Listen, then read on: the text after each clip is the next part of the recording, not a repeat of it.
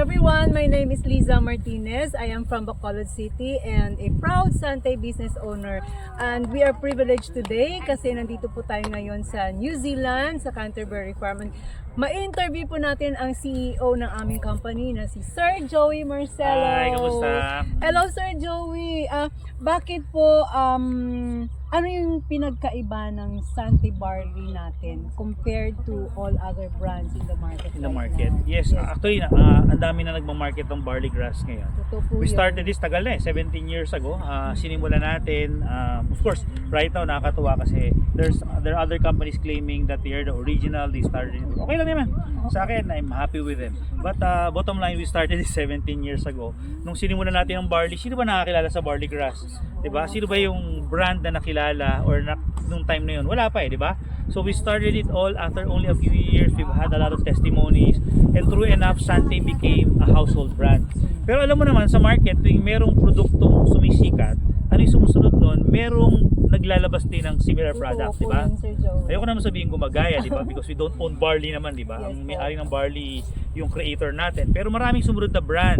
And it's okay because the market is really huge. Pero true enough, we started it all.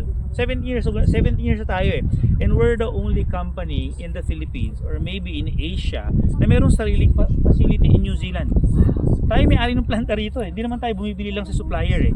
May sarili tayong planta. And that's the reason why, yung ibang tanong kasi is, bakit mas murang Sante? Eh kaya murang Sante kasi tayo may-ari ng planta sa New Zealand. Wala na tayong dinadaan ng middleman.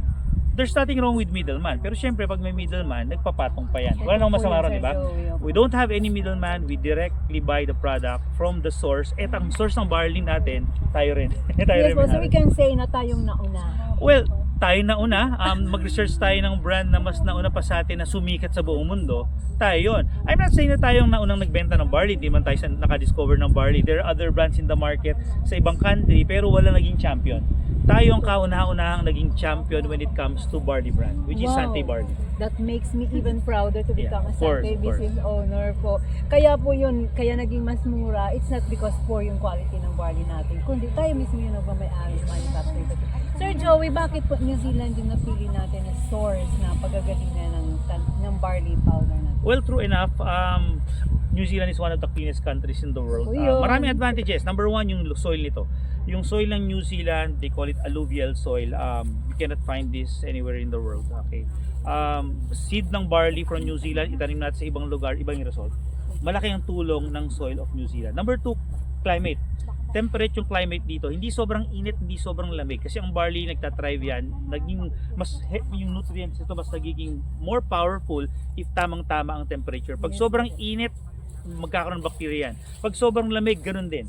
Pag sobrang basang-basa, ganun din. So, temperate climate ang New Zealand. So, dapat talaga ideal yung condition. Yes, ideal yung condition, sobrang linis ang hangin, tsaka yung tubig dito sobrang linis. Totoo po yun. Kahit anywhere dito, kahit sa gripo ka lang, Pag nakita ka ng sapa dyan, may nakita kang tubig, inumin mo, malinis yun. Kaya po ba manamis na miss yung barley natin? Yes. Actually, yun ang reason talaga. Kung titikman mo yung barley natin dito, sobrang iba yung quality niya. Yung raw barley, natikman nyo na, di ba? Yes, natikman ko na. Inuyanan nila yung barley na galing sa field. So, we're so blessed because we have a product that is not only designed for Filipinos but for all nationalities. Kasama nga natin ngayon dito yung mga Indonesians, di ba? Yes, visiting the barley farm. At isa po ako sa napakapalad dahil nakasama po ako dito ngayon sa New Zealand. Kaya sa lahat ng mga hindi pa nag-try ng Sante barley products, ano pang hinihintay nyo, subukan nyo na. Ito po yung #1 and the best barley in the world.